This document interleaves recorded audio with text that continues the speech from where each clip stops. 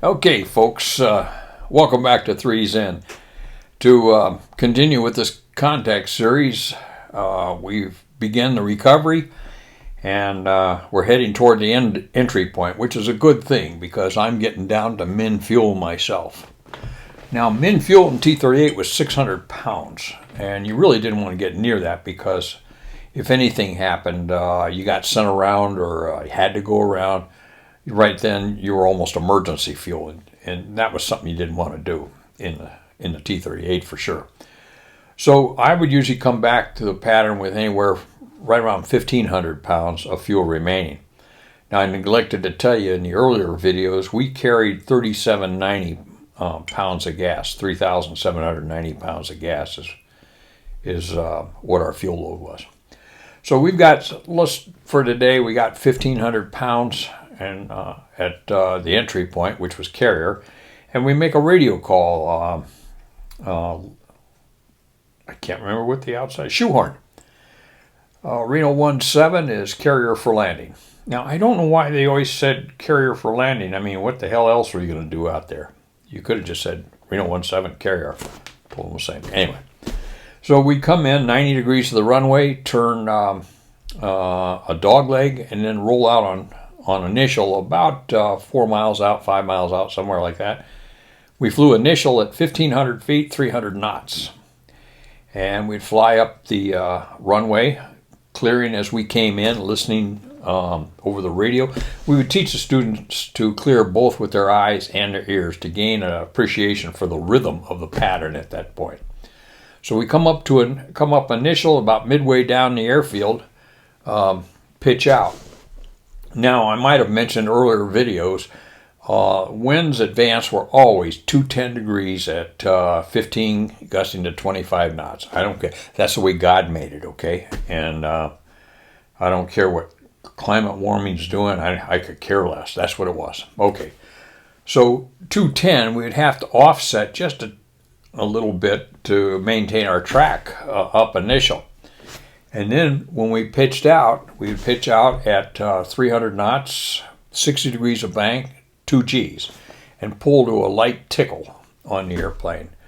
No, that's not the stall tickle. The stall tickle's a little bit deeper than that. But anyway, just ride that nice tickle around to what we call inside downwind, and then roll out just shy of parallel in the runway for wind consideration. Otherwise, if you rolled out parallel to the runway, it would blow you in. You'd be too tight. So you roll out. Now you got an issue of more than 180 degrees of turn to roll out on final.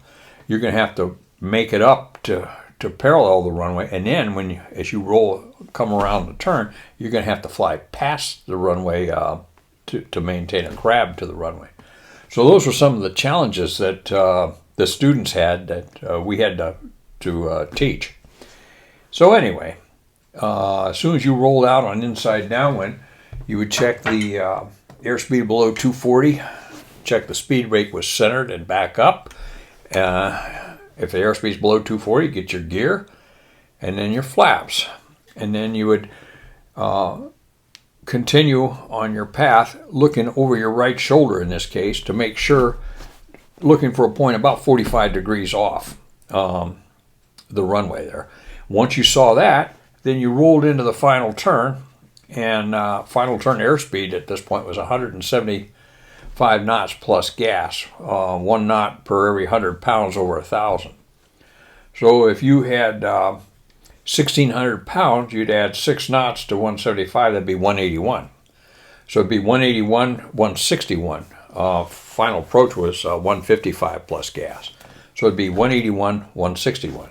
So now you roll into a 45 degree bank turn, which put the glare shield on the horizon and leave we used to say, imagine a pack of cigarettes on your glare shield there below the horizon.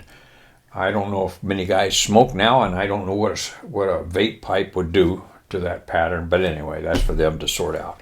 And then just start around the final turn, checking airspeed and runway, and around the turn you come.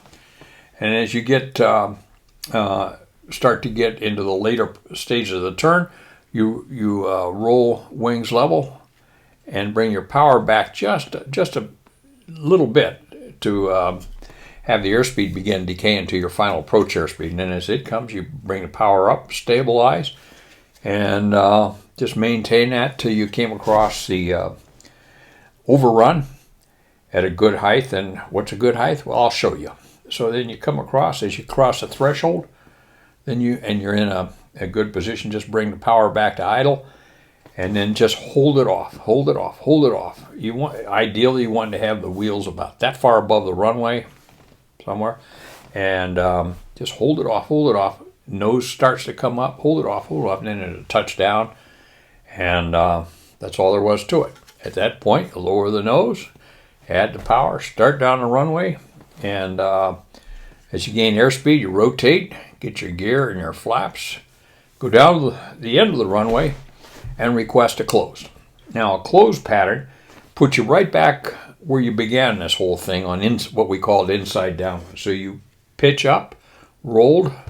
I got to get this camera right. Rolled, and then as you came around 180 degrees, let your nose come down to the horizon, and then bring your power back. Usually you're looking for about 200 knots in the closed pattern, and then roll out about 200 or 220, 200, sometimes 240. It just depends on how heavy you were. And then it's the same thing that I just described earlier. As you get down to configure, speed brake, neutral and up, airspeed below 240, gear. Once the gear comes down, your flaps. Before you come off the perch, before you start your turn, that's called the perch, you check for 3 green, flaps, and pressure. So 3 green indicating your wheels are down. Flaps are where you want them set, either 60 or full, and your pressure, and you make a call. Reno 17 gear check.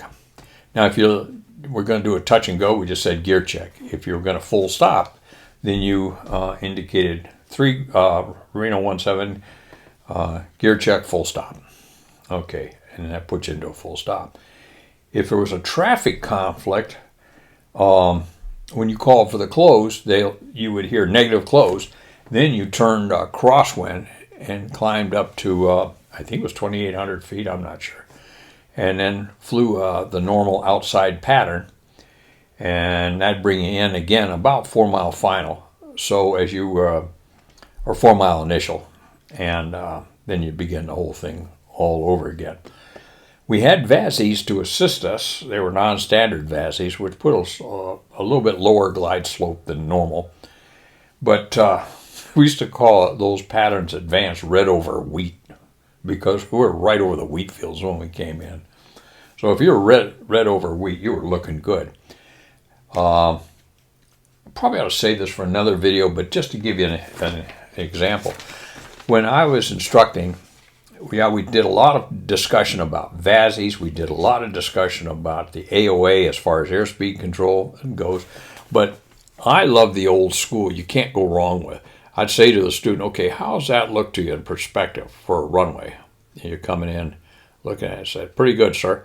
Okay, there you're too low, and there you're too high. Simple little tool, piece of paper, but it was great for instruction, just keeping things at the VASIs, or keeping things at the basics. I think that's all I wanted to share with you on this video. And from here, we'll hop out of the jet in the next installment and head back into the flight room for the earth-shattering debrief. Talk to you again.